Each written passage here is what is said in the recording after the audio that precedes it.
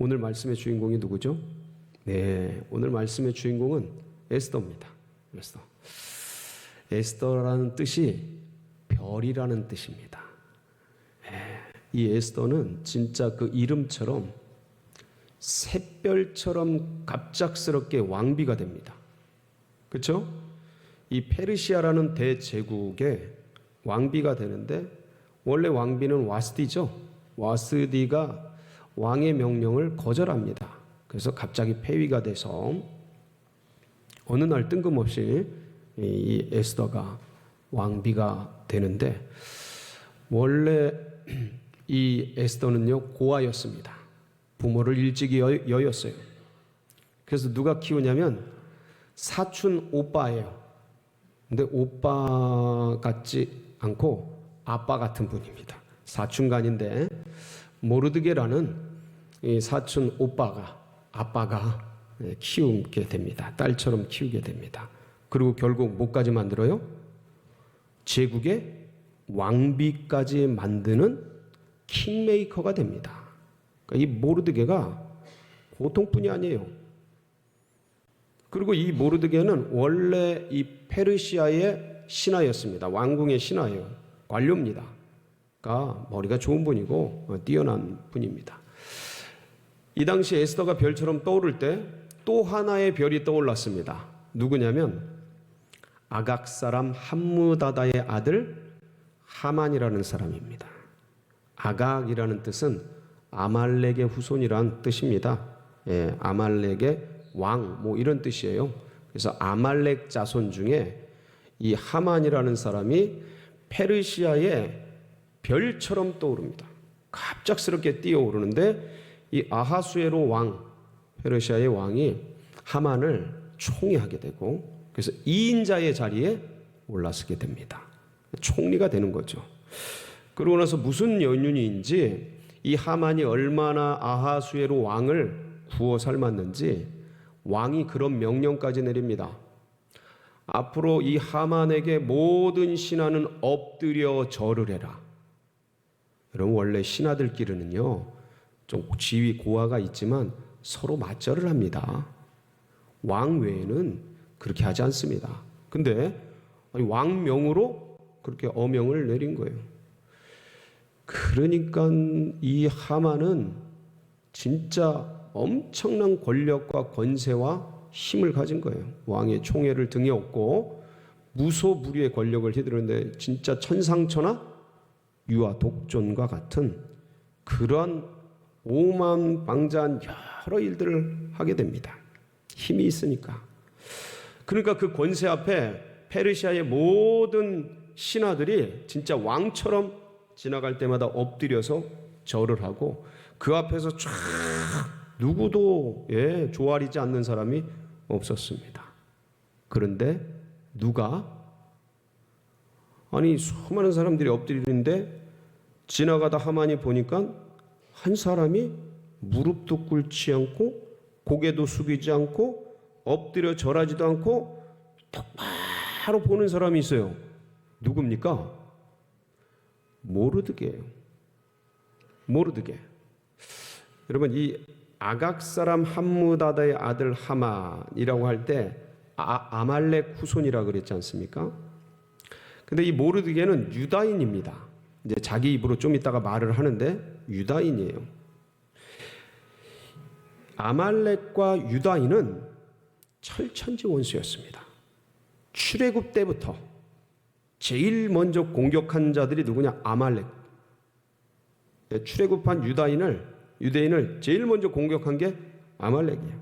하여간 그때로부터 시작해서 수백 년간 철천지 원수로 살아왔던 그런 족속입니다. 우리나라하고 일본, 우크라이나와 러시아, 이거보다 더 아주 짙은 대적 관계였습니다. 이 하만이 지나가는데도 모르드게가 무릎 꿇지 않고 엎드리지 않고 꼿꼿이 서서 그러고 있는 겁니다. 그러니까 하만이 그 모습을 보니까 너무 분노하는 거예요. 화가 나는 거예요. 이 왕명을 어기고 내가 감히 누군데 어떻게 엎드리지 않고 막 분노에 차서 그러고 있는데, 모르드게라는 이름을 알고 화가 나 있는데 참 그때 이런 때마다 이런 위험과 어려움이 있을 때 그걸 좀 식혀주고 무마시켜주고 이런 사람이 있어야 되는데 꼭 간신 같은 사람들이 있습니다. 일을 더 확대시키고 더 크게 만들고, 예? 꼭 그런 사람이 있죠. 그 하만 옆에 있던 신하 중에 한 사람이 저 사람이 유다인입니다. 그렇게 고해 바치는 거예요. 예, 모르드게는 내가 유다인인데 어떻게 엎드리냐 그러고 있는데 그걸 딱 알리는 겁니다. 그 장면이 어디에 나오냐면 에스더서 3장 4절에서 6절에 나오는데 한번 보실까요? 날마다 권하되 모르드게가 듣지 아니하고 자기는 유다인임을 알렸더니 그들이 모르드게의 일이 어찌 되나 보고자 하여 하만에게 전하였더라. 하만이 모르드게가 무릎을 꿇지도 아니하고 절하지도 아니함을 보고 매우 노하더니 그들이 모르드게의 민족을 하만에게 알림으로 하만이 모르드게만 죽이는 것이 부족하다고 생각하고 아하수에로의 온 나라에 있는 유다인 곧 모르드게의 민족을 다 멸하고자 하더라. 하만이 분노가 나서 모르드게 하나 죽이는 건 아깝다. 차라리 저 민족 전체를 다 죽여버리자.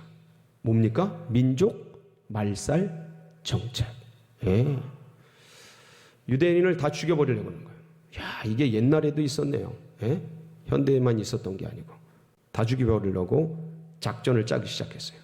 그래서 이놈들을 어떻게 죽일까? 그래, 그러면 한 날을 정하자. 그래서 언제 잡아서 죽일까? 제비를 뽑습니다. 이 제비가 부루예요. 부루. 예, 이 페르시아어로 원래 아시리아어인데 이 부루입니다. 제비를 뽑다. 그래서 이때 다 죽게 됐는데 살게 돼서 이제 불임절이 되지 않습니까? 제비를 뽑았는데 12월 13일을 뽑은 겁니다. 그 뽑는 날이 언제였냐면 1월 13일이었어요. 새해가 시작된 지 10사흘 되던 날 제비를 뽑았는데 마지막 달 12월 13일에 이 이스라엘 백성들을 다 죽여버리자 하는 날을 뽑은 거예요. 그러고 나서 이 하만이 계략을 꾸미기 시작하는데 아수르 왕에게 들어가서 왕이여, 이 제국 내에 한 민족이 있는데 너무나 그 법이 독특하여서 이 민족의 법을 지키지 아니하고 분란을 일으키고 이 제국이 하나도 무익하고 도움이 되지 않는 그런 족속이 있습니다. 왕이여, 이 족속을 진멸하소서. 진멸하는데 제 삽이 은 1만 달란트를 국고에 넣겠습니다. 이 하만의 얘기를 들은 아수에로 왕은 당시 굉장히 총애했어요. 그래? 그런 일이 있냐? 좀 뭘 이렇게 조사해보고, 예? 시종을 좀 알아보고, 일에 어떻게 됐는지 육하 원칙을 좀 찾아보고 이래야 되는데 그게 아니고 총애하는 하만이 얘기를 하니까 그 자리에서 인장반지를 빼줍니다. 인장반지를 빼주고, 그리고 이 모든 사건을 네가 알아서 처리를 해. 전권을 줍니다. 정권을 줘요. 그러고 나서 이 정권을 받은 하만은 전 이 제국에 있는 서기관들을 전부 모아요. 모아가지고 자, 지금부터 조서를 쓰기 시작하는데 12월 13일 이 조서가 도착하는 곳에 누구든지 그 주변에 유단이 있다면 진멸해버리고 그 재산을 다 탈취하여 가져가라 하는 조서를 꾸미게 합니다. 그리고 왕의 인장반지를 딱 찍고 파발마를 보내서 전국으로 내려보낸 거예요. 127도 전국으로. 그러니까 이 조서가 도착하는 그 지방마다 유다인들은 난리가 난 거예요. 아니 이게 마른 하늘의 날벼락이지? 도대체 이게 무슨 얘기냐? 잘 살고 있는 우리를 왜 갑자기 죽이려고 그러는 거냐? 이게 나라냐? 이게 제국이냐? 그러면서 너무너무 당황하고 다들 이게 진짜냐? 이게 도대체 어떻게 된 경이냐? 영문을 몰라서 당황하고 불안해하면서. 그런데 여러분 참 유대인들이요 잘 살고 부지런하고 머리 좋고 다 좋거든요. 근데 꼭 어딜 가나 희한하게 미움을 받습니다. 그러니까 유다인 주변에 있는 모든 민족들은 이래 잘 됐다, 항상 잘 살고, 그러니까 질투의 대상이 되는 거예요. 그러니까 칼을 갈던 차에 잘 됐다, 다들 그러고 있는 거예요. 이를 갈고 눈빛이 그냥 적개심에 가득 찬 채 니네 다 죽었어 뭐 이러고 있고, 유다인들은 너무 당황하고 그래서 다 그냥 옷을 찢고 그냥 베옷으로 갈아입고 통곡하면서 막 살려달라고 기도하고 몸부림을 치기 시작합니다. 수도인 수산성에 있는 모르드게도 예외가 아니죠. 조서를 보고는 너무 깜짝 놀란 거예요. 너무 깜짝 놀랐어요. 이게 도대체 무슨 일인가? 여러분, 이때 모르드게가 이거 누가 꾸미는 흉계인 줄 몰랐겠습니까? 하만이 하는 거 다 알았죠. 그리고 이 일이 누구 때문에 비롯된 것인 것을 이 모르드게가 몰랐겠습니까? 자기 때문이라는 걸 누구보다 잘 알았을 겁니다. 그러면서 그 모습을 보면서 모르드게가 별 생각이 다 났을 거예요. 그 조서를 보면서 그때 자존심 내려놓고 민족 감정 내려놓고 신앙심 따위 내려놓고 그때 무릎 꿇었어야 되는데, 그때 그냥 절을 했어야 되는데 별 생각 나지 않았겠습니까? 괜히 나 때문에 우리 동족이 다 죽게 생겼구나. 여러분, 이런 일이 아니라 지금 이제 오미크론으로 코로나가 약화됐지 않습니까? 그런데도 이거 걸리면, 그리고 나 때문에 옆에 사람 걸리면 미안해요, 안 미안해요? 괜히 미안하고 죄인 같고 그런 마음이 그냥 주홍 글씨 새겨진 것 같고 그냥 듭니다. 내 책임 같고 민망하고. 근데 이거는 민족이 다 죽는 거예요. 내가 당사자인 거예요. 별 생각 다 들었을 것 같아요. 근데 하나님이 이런 것까지 합력해서 기가 막힌 선을 만들어 주셨습니다. 이게 하나님의 은혜예요. 우리는 이걸 다 모르지 않습니까? 이게 모르드게가 무릎 꿇지 않고 절 하나 하지 않은 게 이런 엄청난 일이 될 줄도 알지 못했거니와, 그리고 이렇게 다 죽게 된 상황 속에서 하나님이 이것을 합력해서 역전시켜서 불임절로 만들어 주실 줄 누가 알았겠습니까? 모르는데 하나님이 하나님의 백성을 긍휼히 여겨주시고, 이 모르드게의 진정성 있는 믿음을 주님이 귀히 보셔서 아름답게 합력해서 선으로 전화 위복의 축복으로 만들어 주시지 않았습니까? 여러분, 어느 땐 나 때문에 문제가 생깁니다. 어느 때는 원치 않게도 별일이 다 생깁니다. 그런데 잊지 마세요. 하나님께서 그 일을 합력해서 선이 되게 하십니다. 기도를 멈추지 마세요. 계속 간구하세요. 모르드게가 미친 듯이 기도합니다. 굵은 배를 갈아입고, 여러분, 이 모르드게가 이 페르시아의 궁중 관리라 그랬잖아요. 신하였어요. 근데 장례복인 베옷을 입으면 궁중에 못 들어갑니다. 이게 예법이에요. 궁중의 예법. 그러니까 그 궁문, 대문 앞에서 베옷을 입고 금식하면서 부르짖고 기도하는 거예요. 하나님 살려주세요.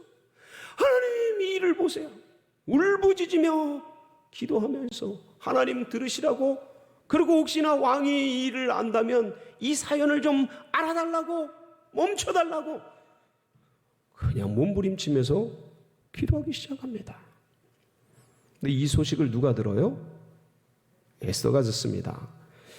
에스더는 지금 왜 이러는지 아무것도 몰라요. 왜냐하면 구중 궁궐이라 그러잖아요. 깊은 궁궐 안에는 외부의 소식이 전달되지를 않습니다. 웬만한 소식통이 없으면 알 길이 없어요. 그러니 뭐 그 안에 있으니 알 수가 있어야죠.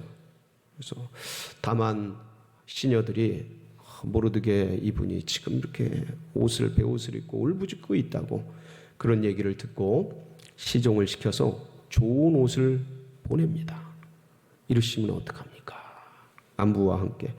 근데 그걸 받아야 안 받아요? 모르드게가 안 받습니다. 더 울부짖어요. 그러니까 이제 넷이 하닥을 시켜가지고 에스더가 도대체 무슨 일인지 자초지종을 알아오게 합니다. 그랬더니 갔더니 이때 모르드게가 하만이 유다 족속을 말살시키기 위해서 국고에 넣은 돈의 액수 은 1만 달란트를 알려주고, 그 다음에 그 12월 13일에 유다인을 다 죽이라는, 진멸시키라는 수상궁의 정국에 내려진 조서의 초본을 하닥에게 전달을 하면서 꼭 가서 이 에스더 왕비에게 이 소식을 전하는데 어떻게 가든 왕에게 나아가서 유다인을 구해줄 것을 간곡히 부탁하라, 이 말을 전해달라고 피를 토하면서 얘기를 하게 됩니다. 넷이 하닥이 와서 에스더에게 이걸 다 자초지종을 해줘요. 그때 비로소 에스더가 무슨 일이 생겼는지, 이 민족에게 얼마나 엄청난 위기가 닥쳤는지를, 사태를 파악하게 돼요. 그런데 에스더는 뭘 할 수 있는 방법이 없는 것 같은 겁니다. 그냥 혼자 구중궁궐 안에 던져져 있고 어떻게 해야 될 줄도 모르고 뭘 해야 될 줄도 모르는 것이 에스더가 갑자기 왕비가 됐잖아요. 그것도 보통은 이렇게 왕비가 되지 않습니다. 왕비라는 게 어떤 그 나라의, 그 제국의 엄청난 가문들 속에서 귀하게 길러내고 자라낸 그런 여인이 왕비로 들어가고 그 왕궁으로 들어가고 그러는 겁니다. 그래서 이 여인들은 본래 궁중 법도를 다 익히고 이미 왕비가 되고 궁에 들어가기도 전에 모든 그런 어떤 예법을 다 익히고, 그 다음에 이 가문과 그 다음에 일가 속에서 뒤에서 밀어주는 정치 세력들, 이 어떤 계파의 그 힘들, 이런 것들을 읽는, 그리고 이런 것들을 사용하는, 익히는 이 방법들을 전부 노하우로 몸에 가지고 들어갑니다. 근데 이 여인은 아무것도 없는 거예요. 진짜 그야말로 신데렐라처럼 갑자기 왕비가 돼가지고, 계파가 있습니까? 계보가 있습니까? 가문이 있습니까? 홀로 고아처럼 던져져서 그렇게 자라난 이 여인인데, 뭐 정치 계보를 익혀서 어떻게 이것을 영향력을 끼쳐가지고 이걸 활용을 할 줄 압니까? 아무것도 못하는 거예요. 답도 보이지 않고 답답한 채 꼼짝없이 이러고 있는 거예요. 이 사정을 모르드게에게 에스더가 전합니다. 왕을 못 본 지가 30일이 넘었습니다. 허락 없이 나가면 죽는 것이 규례인 걸 아시지 않습니까? 이 전가를 받은 모르드게가 아주 독한 마음으로 에스더에게 전한 말씀이 14절이에요. 오늘 본문 14절 한번 보실까요? 같이 한번 읽습니다. 이때 네가 만일 잠잠하여 말이 없으면 유다인은 다른 데로 말미암아 노임과 구원을 얻으려니와 너와 네 아버지 집은 멸망하리라. 네가 왕후의 자리를 얻은 것이 이때를 위함이 아닌지 누가 알겠느냐 하니. 이건 굉장히 도발적이고 도전적인 모르드게의 전달입니다. 에스더야, 네가 지금 가만히 있느냐? 이 민족이 다 죽게 됐는데 너가 가만히 있으면 살 것 같으냐? 네가 그러고도 유다인이냐? 네가 가만히 있는다면 우리 하나님은 다른 사람을 통해 다른 방식으로 이 유다인을 구하고 하나님의 백성을 구해내겠지만 너와 네 집은 반드시 멸망할 것이다. 네가 갑작스럽게 왕비가 된 것이, 네가 갑작스럽게 그 직위를 얻은 것이, 네가 이 직분을 얻은 것이, 네가 그 자리를 얻은 것이, 하나님께서 이 위기 때, 이 고난의 때, 이 어려움의 때 그 자리를 활용하여서 이때를 위해서 그 자리를 주신 것이 아닌지 누가 알겠느냐? 그 자리를 주신 것이다 이 얘기죠.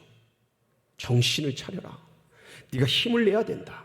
네가 눈을 떠야 된다. 그 하나님이 이때를 위해 주신 자리다. 네 왕후의 자리가 지금 너 잘 먹고 잘 살라고 준 자리가 아니다. 지금 이 민족이 위한 처한 위기를 구하라고 주신 자리다. 눈을 떠라. 이런 말씀 아닙니까 이거? 여러분, 근데 이 말씀이 에스더의 가슴을 칩니다. 이 말을 전달받고 에스더는 충격을 받았겠죠. 왜 생각을 안 했겠습니까?